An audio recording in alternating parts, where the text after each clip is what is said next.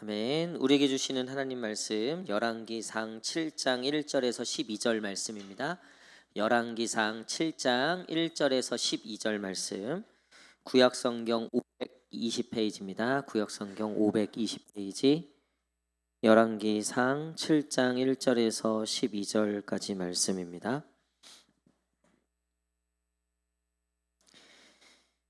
구약성경 520페이지 우리 다 찾으신 줄 알고 저와 한 절씩 교독하도록 하겠습니다.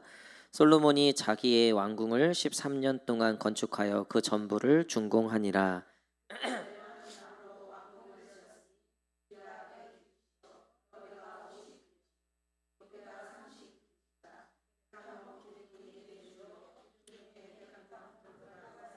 기둥 위에 있는 들보 45개를 백항목으로 덮었는데 들보는 한 줄에 15이요.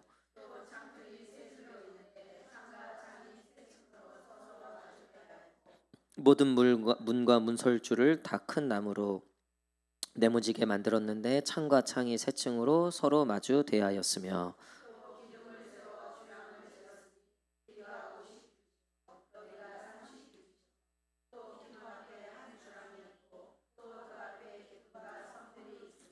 또 심판하기 위하여 보좌의 주랑 곧 재판하는 주랑을 짓고 온 마루를 백향목으로 덮었고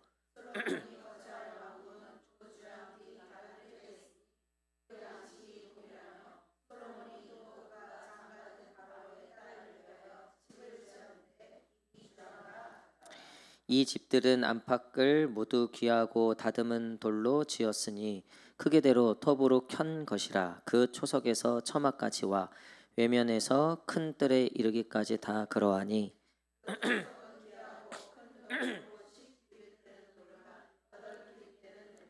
그 위에는 크게대로 다듬은 귀한 돌도 있고 백향목도 있으며 또 큰 뜰 주위에는 다듬은 돌 3켜와 백향목 두꺼운 판자 1켜를 켜놓았으니 마치 여호와의 성전 안뜰과 주랑에 놓은 것 같더라. 아멘. 할렐루야.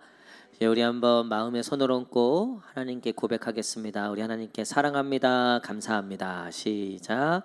사랑합니다. 감사합니다. 우리 앞뒤 좌우 성도님들 환한 미소로 바라보시면서 사랑합니다. 축복합니다. 시작. 아멘. 예, 우리 오늘 하나님을 향한 진심, 하나님을 향한 진심이라는 말 제목으로 같이 말씀 나누도록 하겠습니다. 요즘 열왕기상 큐티를 하면서 다윗 이후에 이제 솔로몬을 비롯한 유다와 또 남유다 북이스라엘의 왕들에 대한 이야기를 우리가 쭉 살펴볼 텐데요. 물론 이제 끝까지는 살펴보지 못하는 것 같아요. 10월 달까지 본문이 열왕기상 한 20장 정도로 되어 있더라고요. 근데 중요한 내용들은 앞에 다 있기 때문에 우리가 그 왕들에 대해서 자세하게 살펴볼 텐데 솔로몬 왕이 굉장히 중요한 위치에 있는 건 여러분들 다 아시겠지만 솔로몬을 통해서 성전이 건축됐기 때문에 그랬죠. 그 전까지는 성막 시대였어요. 모세가 출애굽하고 광야에서 이스라엘에게 성막을 하나님이 허락하시죠. 그리고 하나님의 임재가 어디에 임하셨죠? 성막에 임했죠. 그러니까 성막 외에는 하나님의 임재가 임함이 없다고 생각했던 거죠. 이 성막 중심의 이제 나라가 이 성막은 왜 성막이었냐면 돌아다녀야 됐기 때문에 그랬어요. 쳤다가 또 걷었다가 쳤다가 지금 말하면 이제 텐트 같은 거죠. 근데 솔로몬을 통해서 완공된 지금과 같은 이제 건물로서의 성전이 최초로 지어지게 되는 거죠. 그리고 모든 신앙의 중심이 바로 이 성전에서 이루어지고 실제로 지금 이스라엘 백성들은 이스라엘 나라 가면 그 이상한 모자 쓰고 머리 막 꼬불꼬불하게 막 꼰 진짜 유대인들 있잖아요. 그 유대인들은 지금도 그 통곡의 벽 앞에 기도하잖아요. 그 통곡의 벽이 옛날 이제 물론 이제 솔로몬 성전 무너지고 헤롯 성전인데 어쨌든 이 성전이 상징하는 그 한쪽 벽을 기도하면서 다시 이 성전이 회복하게 해달라고. 그래서 뭐 일부의 이야기를 보면 이제 이스라엘이 제 3성전을 준비하고 있다. 뭐 이상한 얘기도 하더라고요. 그러니까 이게 솔로몬이 첫 번째 성전이 그다음에 헤롯 성전이고 마지막 이제 다 무너졌잖아요. 그리고 나서 이스라엘이 한 2000 몇백 년 동안 떨어다니다가 1948년에 2차 세계대전 끝날 쯤에 이제 이스라엘 그 영토를 팔레스타인으로부터 뺏어서 영국의 허락하에 이제 거기 나라를 세우죠. 그리고 실제로 지금 그 성전이 있던 자리는 이슬람이 차지하고 있어요. 그래서 황금돔이라 그러잖아요. 왜 맨날 분쟁이 있고 그런데 거기 보면 그 이슬람 모스크예요. 이스라엘의 소원은 그거 빨리 무너뜨리고 거기다가 성전을 세우는 거예요. 다윗 성전. 그리고 그 성전에 하나님이 임하실 거다. 메시아가 올 거다. 그러니까 그들은 예수님을 메시아로 안 보죠. 유대인들은.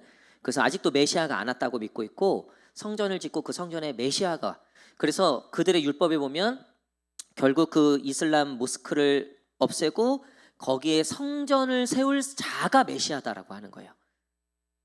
그래서 지금 이제 이스라엘 지금 이제 대통령이 사실은 이제 지금 뭐 미국하고도 등질 정도로 지금 독재 체제로 상권을 다 없애버리고 본인이 모든 행정 또 입법부 사법부의 권력을 독차지하려고 요번에 법을 다 바꿨어요. 그래서 지금 이스라엘에서 굉장히 데모가 일어나고 있는데 누구나 이스라엘 정치인들은 저 모스크를 파괴하고 성전을 세울 것을 기대해요. 왜냐하면 그게 곧 누구라 그랬어요? 메시아. 그러니까 굉장히 상징적인 거죠. 그래서 지금 이스라엘 대통령도 뭐 그 정도까지 못할 거예요. 아무리 그 미국한테 까불어도 뭐 그렇게까지 선을 넘지는 않겠지만 어쨌든 지금 굉장히 메시아적인 굉장히 시오니즘 이 이스라엘의 회복을 앞장세워서 모든 이 민주주의라든가 사법 체계를 다 흔들고 있어요. 이게 다 어떤 것 때문이냐면 이 성전, 이스라엘의 가장 중요한 이 성전 중심의 국가였기 때문에 이 성전에 대한 헤게모니는 언제나 가장 중요한 이슈였어요. 그 시작을 솔로몬이 열었다는 거죠. 근데 오늘 우리가 읽은 이 7장의 이야기는 솔로몬의 성전이에요? 아니면 뭐예요? 성전 얘기일까요, 이게? 성전 얘기인 줄 알았죠. 근데 보면은 솔로몬의 궁전 얘기예요. 솔로몬이 세운 성전은 6장에 나와요. 그리고 7장 1절부터 우리가 읽은 12절까지는 갑자기 궁전 얘기가 나와요. 그리고 13절부터는 다시 성전 얘기가 나와요. 전체적으로 성전하고 이 궁전을 같이 지었는데 성전은 7년 동안 지었고요. 궁전은 13년 동안 지었어요. 자, 1절 한번 읽겠습니다. 1절 시작. 솔로몬이 그 전부를 준공하니라. 아멘. 6년 동안 성전을 짓는 것도 굉장한 일이었어요. 물론 지금처럼 뭐 레미콘이 있거나 뭐 콘크리트가 있는 사회는 아니니까 오래 걸렸겠죠. 근데 굉장히 큰 규모였어요. 근데 그 성전 7년 정도의 이제 건축이 끝나고 아직 내장을 하지 않았는데 이 뒤에 보면 다 이제 내장 이야기거든요. 이제 성전 안에다 뭐 갖다 놓고 뭐 발랐고 뭐 했다 이거. 그러니까 아직 내부 인테리어 끝나지 않았는데 곧이어서 바로 솔로몬이 뭘 하냐면 자기 왕궁을 건립하는 거예요. 순서는 틀리지 않았죠. 그래도 성전부터 건축하고 그 다음에 이제 자기 집을 건축했죠. 나중에 포로에서 돌아온 이스라엘 백성들이 다시 예루살렘에 오니까 성전이 다 파괴되어 있는 거예요. 바벨론에 의해서. 근데 이제 어쨌든 70년 만에 돌아왔는데 얘네들이 성전을 회복할 생각을 안 하는 거예요. 와갖고 자기 무너진 집들부터 짓고 있는 거예요. 학개 스가랴 선지자가 열받아갖고 뭐라고 선포해요? 너희는 왜 니네 집부터 짓냐? 여호와의 집부터 지어야지. 그래서 막 엄청 꾸지람 짓잖아요. 그리고 나중에 이제 이스라엘 백성들이 거기서 이제 깨닫고 다시 성전을 먼저 건축하죠. 그래서 저도 저 모교에도 한참 이제 교회 건축하려고 할 때 학개 스가랴 설교를 엄청 많이 하셨어요. 그래서 성전부터 지어야 된다. 성전부터 세워야 된다. 할렐루야. 맞는 얘기예요? 틀린 얘기예요? 맞는 얘기예요? 네, 성전부터 지어야 되는 거예요. 우리 집부터 사야 돼요? 성전부터 사야 돼요? 그래서 예전에는 참 이런 게 많았어요. 그리고 뭐 틀린 얘기라고 할 수 없죠. 하나님이 항상 우선이시니까. 근데 솔로몬이 어쨌든 이 성전에 대한 이야기를 듣고 그 사명을 하는데 성전을 분명히 짓는데 이 궁전 짓는 얘기를 갑자기 중간에 등장을 시켜요. 그것도 1절부터 12절 정도까지. 그리고 나서 또 성전 이야기가 시작되고 나중에 이제 9장 10장 가서 성전이 완성돼요. 성전이 이제 내장까지 다 인테리어까지. 그리고서 이제 예배를 드려요. 그때서야 비로소 이제 낙헌식이 되는 거예요. 성전 봉헌식, 헌당, 입당식 뭐 이런 식으로. 이 중간에 솔로몬의 왕궁 얘기를 넣은 이유가 있어요. 이것들에 대해서 제가 주석도 찾아보고 다 하고 했는데 모두가 다 한 마음이에요. 어떤 마음이냐면 솔로몬이 성전 짓는 것보다 자기 궁전을 짓는 거에 진심이었다는 거예요. 여러분, 우리가 신앙생활에 그런 게 있어요. 앞뒤에는 하나님이에요. 분명히 여기처럼 솔로몬이 앞에 성전 짓고 뒤에도 성전 이야기예요. 근데 그 사이에 가장 중심에 뭐가 있냐면 자기 궁전이 있는 거예요. 우리는 다 예수님을 믿고 하나님을 섬긴다 하면서도요, 중심에 누가 있냐면 내 왕국이 있는 거예요. 그리고 이 왕국의 크기가요, 성전의 적게는 1.5배, 많게는 4배라고 얘기해요. 그리고 담의 높이라든가 흔히 말하면 외부에서 적이 쳐들어왔을 때 방어할 수 있는, 그러니까 외부에 적이 쳐들어오지 못하게 하는 담벼락이라든가 그런 방어 수단이요, 성전보다 훨씬 더 크고 웅장해요. 그러니까 당연히 왕이면 당연히 그럴 수 있는 거 아닌가? 당연히 왕의 궁전을 그렇게 짓는 게 뭐가 잘못인가? 우리도 뭐 경복궁 같은 데 가면 으리으리 하잖아요. 지금도 가면. 그렇죠? 청와대보다 더 크잖아요. 지금 뭐 용산으로 옮겼지만 으리으리 했다고요. 그거보다 지금 남아있는 것보다 사실 더 컸죠. 그렇죠? 근데 여러분, 중국의 자금성 가보셨어요? 자금성? 중국의 진시 황제가 뭐 어쨌든 뭐 있던 능 같은 데 가보셨어요?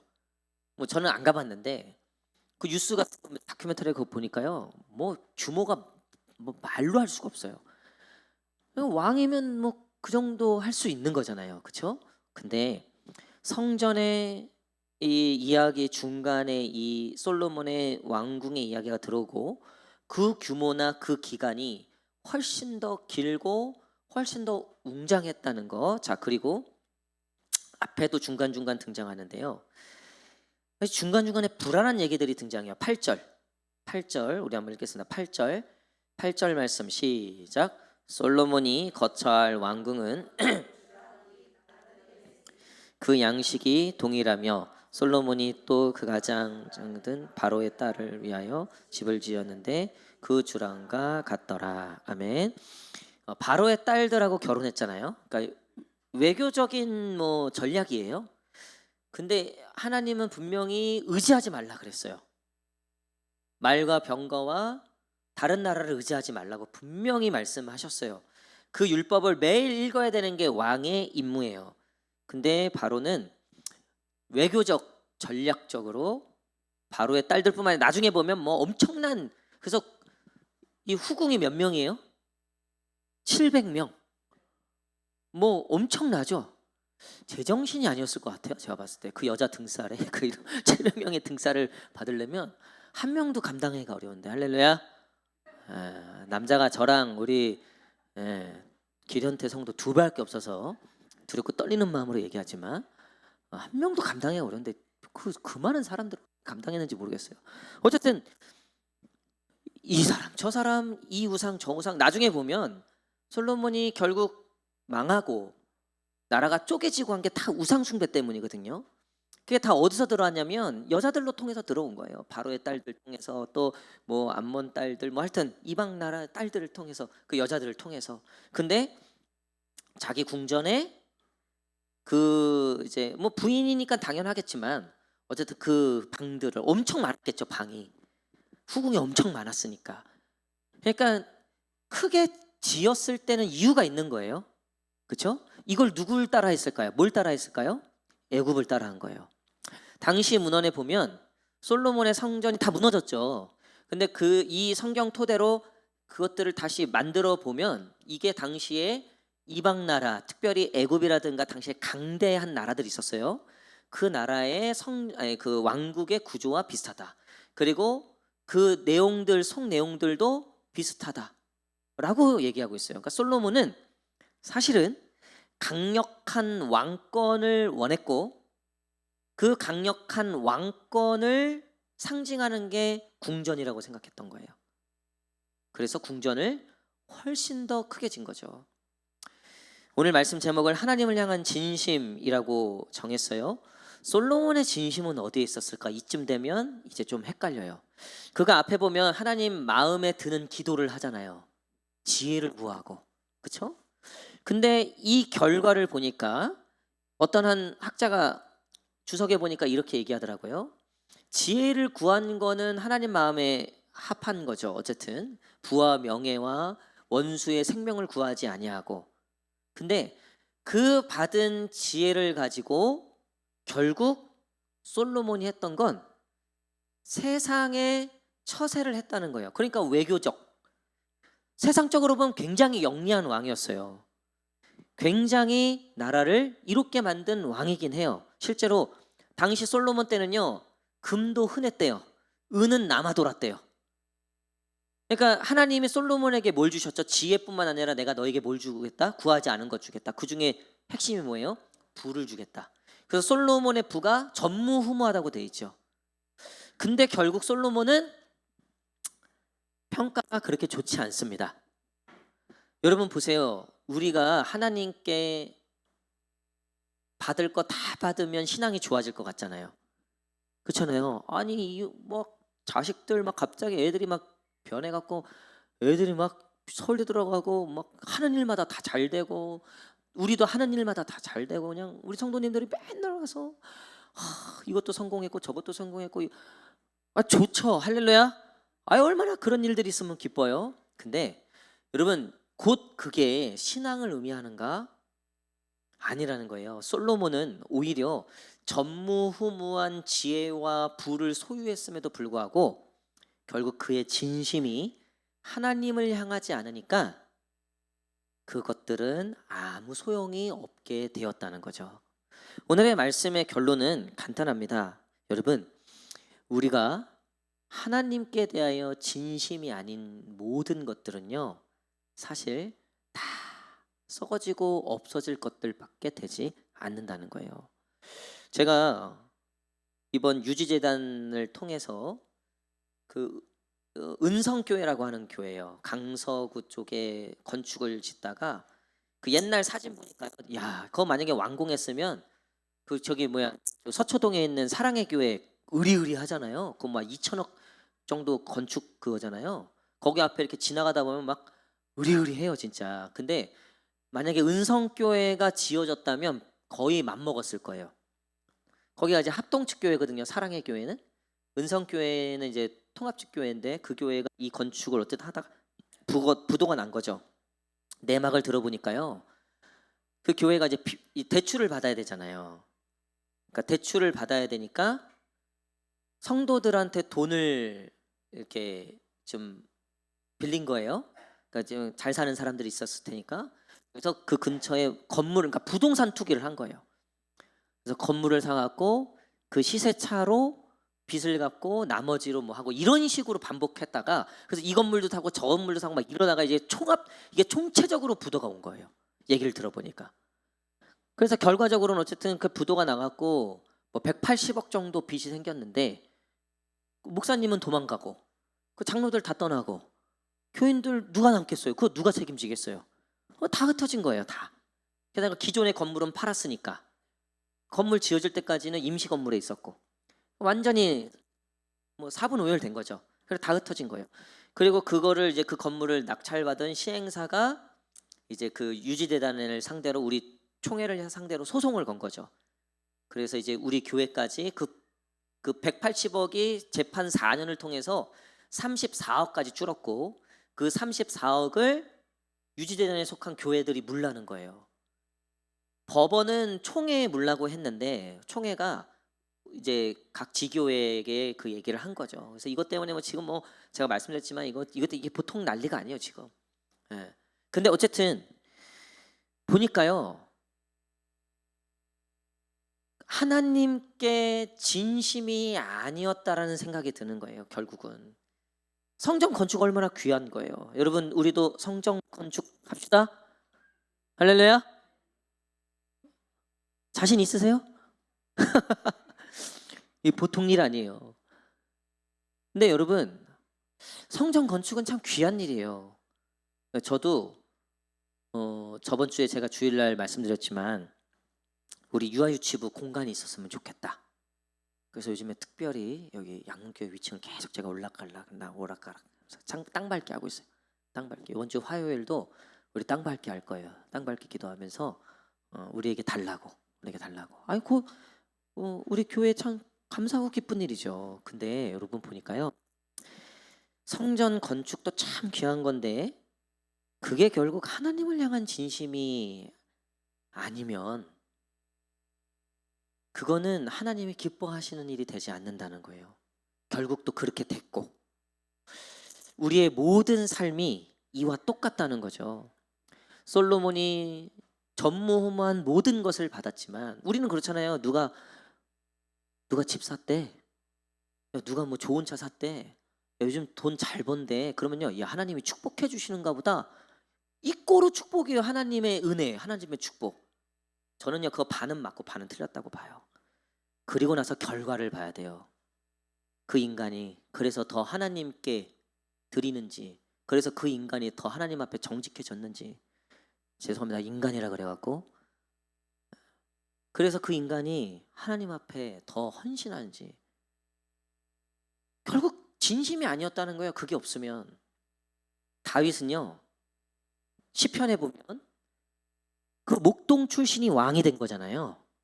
그래서 내가 성전까지 짓는다고 한 거잖아요. 물론 하나님이 이제 못 짓게, 저 밧세바 사건 때문에 못 짓게 한 거예요. 근데 그때 이때 상에 보면 다윗이 하나님께 기도를 하는데, 하나님, 이 모든 것, 그가 가지고 있는 모든 부와 명예가 얼마나 컸어요. 지금도 이스라엘의 최고의 왕 꼽으라면 누굴 뽑아요? 다윗을 뽑아요.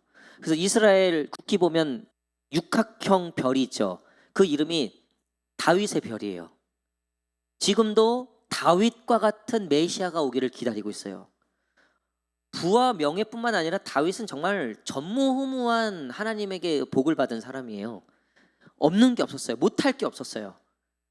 근데 시편 50 그가 밧세바를 범하고 죄를 짓고 나서 깨닫는 거예요. 하나님이 아니면 나는 아무것도 아닙니다. 그리고 나중에 이제 죽기 전에 성전 건축하고 싶습니다라고 얘기하면 하나님이 거절하시잖아요. 그때 다윗이 뭐라고 하냐면, 하나님, 내가 가진 이 모든 것이 주님께서 주신 것이기 때문에 나는 이 모든 것을 다 주님께 드립니다.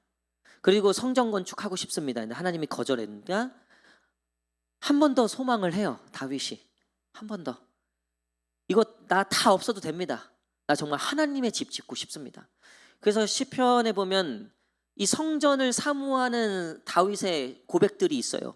하나님의 그 임재를 상징하는. 그러니까 다윗은요, 솔로몬하고는 달랐어요. 진심이었어요. 정말 하나님을 향한 진심이었어요. 그러니까 골리앗 앞에 뛰어들죠. 앞뒤 재지 않고 뛰어드는 거죠. 그리고 한번 깨지고 나니까 더 그 마음이 드는 거죠. 그래서 시편 23편에 보면 다윗이 뭐라고 고백합니까? 여호와는 나의 목자시니. 할렐루야. 사랑하는 성도 여러분, 하나님께 진심인 사람은요, 여호와가 목자인 사람이에요. 그 목자는 양 보는, 그 양은요, 목 음성을 알고 를 따라다녀요. 목자의 음성만 듣는 게 바로 양의 특징이라는 거죠. 사랑하는 성도 여러분, 휴가를 가니까요, 참 좋았습니다. 제주도에서, 근데 청년부 수련회 갔다 온 지 얼마 안 돼서 이제 아이들은 사모랑 이제 제주도가 좋으니까 그래서 제주도 갔는데 저는 수련회 2번 간 느낌이었어요. 수련회 가서 너무 좋았어요. 그리고 이제 제가 아는 그 목사님이 거기 이제 선교관이 있는데 그거 하나를 빌려주셨어요. 이번에 윤 목사 가서 좀 쉬라고. 그래서 일주일 동안 정말 편하게 쉬었어요. 예, 물론 아이들 둘이 24시간 내내 있어갖고 어쨌든 애들 뒷바라지 하느라고 그러지 했지만 이제 좋았는데, 여러분 제가 솔직히 말씀드리면요, 마음은요 계속 교회에 있더라고요. 유지대단일도 그렇고, 또 우리 성도들 중에 이제 수술 앞둔 성도도 있고, 또 입원해 있는 성도도 있고, 또 유아유치부 장소도 구했으면 좋겠고, 또 청년 애들도 걱정되고, 또 뭐 예배는 잘 드렸을까, 또 교회는 기도하러는 잘 나왔을까, 또 전도는 뭐 잘 됐을까. 보니까요, 쉬는데 또 한편으로는 쉬는 게 아니더라고요. 여러분, 그게 진심이더라고요. 그게 여러분 우리도 그래요. 회사 가 있어도요. 하나님이 생각나는 거예요. 내가 가족들하고 여행을 가도요. 이상하게 계속 하나님이 생각나는 거예요. 이 교회에 진심인 분들은요. 비가 오잖아요. 교회 생각나는 거예요. 교회 괜찮나? 뭐 경제가 어렵다 막 뉴스에서 막 이런 거 있잖아요. 교회 괜찮을까? 그거부터 생각나는 거예요. 제가 보니까요. 그게 진심이라는 거예요. 그게. 우리가 결혼할 때 그 진심 확인하고 결혼한 거잖아요. 물론 이제 그 진심이 오래 가느냐는 좀 또 딴 문제지만 우리가 신앙생활 시작하고 하나님께 대하여 얼마나 진심이었는가. 앞뒤에 다 하나님인데 하나님으로 시작해서 하나님으로는 마치고는 있는데 중간에 버젓이 내 왕국이 딱 세워져 있고 하나님의 성전보다 비교할 수 없을 만큼의 내 왕국이 세워졌으면 좋겠다. 그 어떠한 것보다 이게 더 중요하다. 거기에다가 내 온갖 것들 다 갖다 놓고 바로의 딸들부터 시작해갖고 내가 의지하는 모든 것들을 갖다 놓고 있으면서 처음과 끝은 마치 성전인 것처럼 우리 안에 이런 마음들이 자리 잡고 있다면 오늘 그 왕궁이 무너지고 온전히 하나님의 성전만 세워지는 저와 여러분 되시기를 간절히 축복합니다. 말씀의 결론을 맺겠습니다. 여러분, 누가 이런 얘기를 했어요. 아무리 크고 화려한 궁에서 아무리 많은 처첩을 거느리고 살아도 하나님의 말씀과 율례를 벗어난 삶은 한낱 들의 풀과 같음이라. 하나님의 은혜와 자비가 아니면 아무것도 지키지 못할 인생들이라. 설교를 준비하는데 어느 한 책에 관련된 왕국 이 성전 건축에 관련된 책의 한 챕터에 이런 작자 미상의 시가 적혀 있더라고요. 굉장히 마음에 와닿습니다. 아무리 크고 화려한 궁에서 아무리 많은 첩을 거느리고 살아도 하나님의 말씀과 율례를 벗어난 삶은 한낱 들의 들풀과 같음이라. 하나님의 은혜와 자비가 아니면 아무것도 지키지 못할 인생들이라. 여러분, 우리가 다시 이쯤에서 우리 안에 도대체 세워지고 뭐가 자라고 있는지, 내 안에 어떤 성이 어떤 담이 세워지고 있는지, 어떤 을 만들고 어떤 건물을 짓고 있는지 한번 돌아보는 그런 시기가 됐으면 좋겠습니다. 올해도 이제 얼마 남지 않았고요. 벌써 이제 11월이면 추수감사, 그리고 저는 이제 추석 연휴 마치고 나서 내년 이제 목회 계획을 위해서 기도원에 한 주간 들어갈 생각인데요. 벌써 내년을 얘기하고 준비해야 될 그럴 시기인데요. 올 한 해 내 안에서 자라고 있는 건 뭐고 내 안에 세워져 있는 것은 무엇인지 우리가 한 번 더 돌아보고 그것이 내 왕국이 아닌 하나님의 성전이 되시기를. 그래서 날마다 우리 안에서 들풀과 같은 우리의 삶을 사는 것이 아니라 하나님의 은혜와 자비가, 하나님의 임재와 하나님을 향한 예배, 하나님을 향한 찬양이 넘치는 그런 우리의 심령, 하나님을 향한 우리의 진심이 되기를 축복합니다. 기도하겠습니다.